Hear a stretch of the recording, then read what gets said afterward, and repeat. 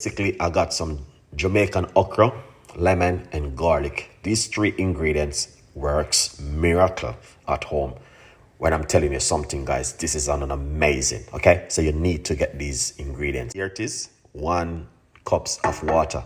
Do not use tap water. Tap water is have too much iron in it. So you need to use bottled water, or you boil a kettle and use it. Stay tuned in. Put a little piece of a ginger inside of it. Okay? A little piece of a ginger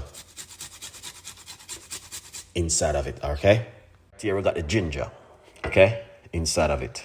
About 4.5 pieces of garlic. Yeah, I think so, yeah. Here, this is the garlic, which I just cut up. We're gonna put it straight into the water. See that? Using these 3 medium-sized okra right here, okay? Put the okra into the water. It's supposed to be looking like this.